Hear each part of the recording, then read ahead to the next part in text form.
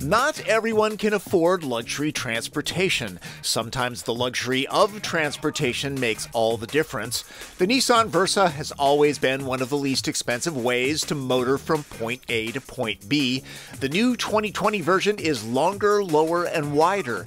Getting some design DNA from Ultima and Maxima, it goes to battle for budget buyers against Hyundai Accent, Kia Rio, and Toyota Yaris. Another competitor would be a used car. However, not everybody is skilled enough to find one that's reliable. For some people, like single parents, a new car with a warranty is invaluable. Thank you guys all for coming out today. I've come to Nashville, Tennessee for the Versa launch. How affordable is it? Starting at $14,730, not only do you get the automatic emergency braking, rear automatic braking, lane departure warning, and high beam assist, but you also get the rear view monitor, the 7-inch audio display. Okay, you get the idea. That's some $2,200 more than the 2019 Versa, but it comes with a lot more standard gear. A pro tip, that base car gets steel wheels with hubcaps and rental car interior, so upgrade to the SV model for $18,500. It adds the automatic plus full safety shield 360. You can see it includes a blind spot warning and the rear cross traffic alert. And this also adds the rear door alert, the intelligent driver alertness, the Apple CarPlay and Android Auto, steering wheel mounted controls, some improved interior PQ items, as well as 16-inch aluminum alloy wheels. I'm driving a top trim SR model with premium paint and convenience package, fully optioned. It's 20 grand. I've driven cars where the options alone cost more. Riding on a strengthened version of the outgoing Versa's architecture keeps the costs down. We are unleashed onto the streets of Nashville. Not that the Versa has Hellcat power. That low price means modest motivation. The third generation 1.6-liter four-cylinder is keyless, making 122 horsepower and 114 pound-feet of torque.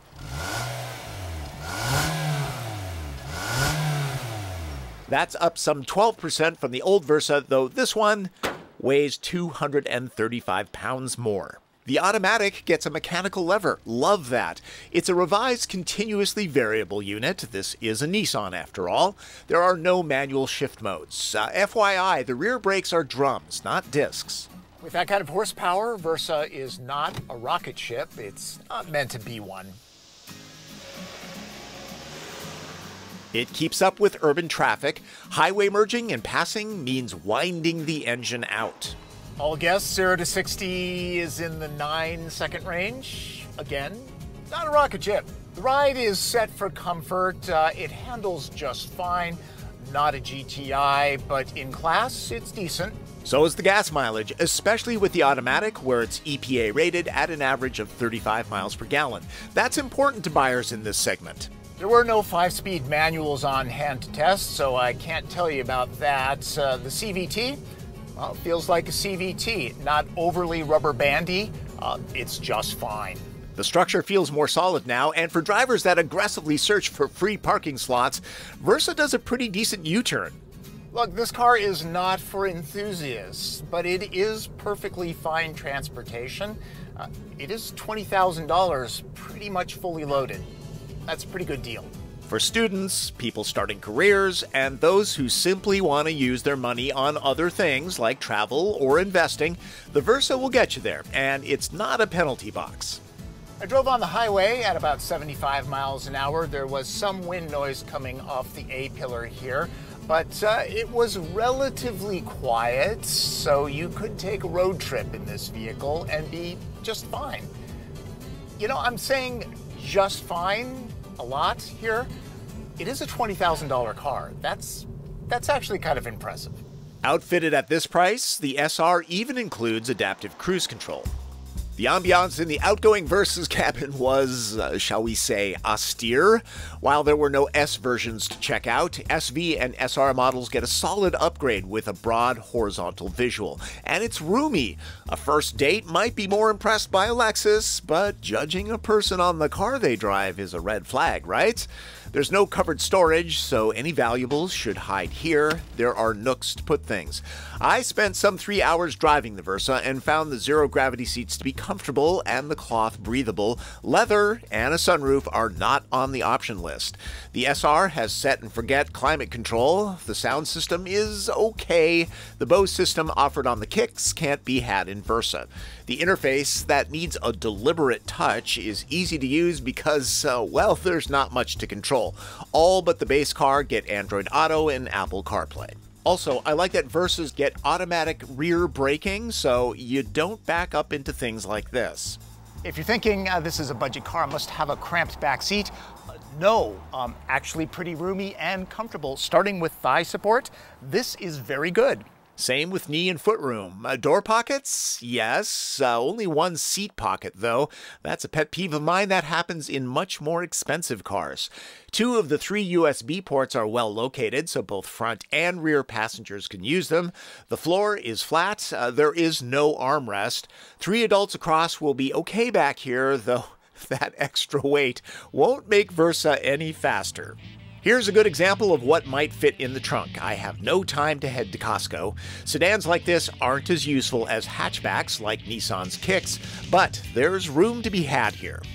This is a better looking and proportioned car than the outgoing model.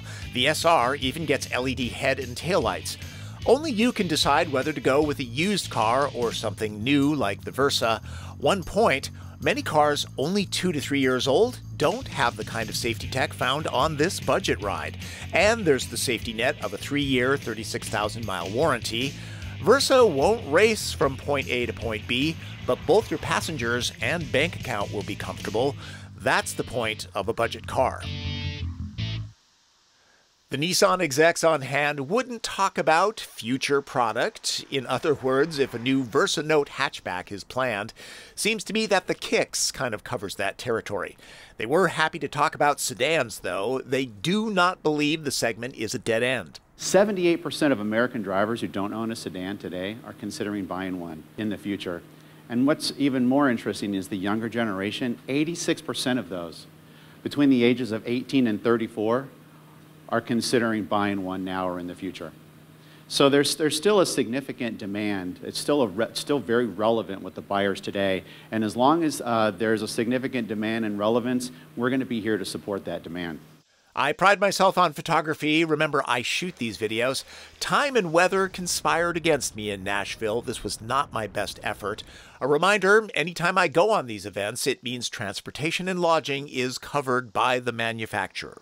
Well, hope you got something out of my look at the new 2020 Nissan Versa. Remember, if you enjoy these videos, and I'm guessing that you did because you've stuck around to the very end, click subscribe. There's the button. I've made it easy for you. And then notifications so you never miss these reviews.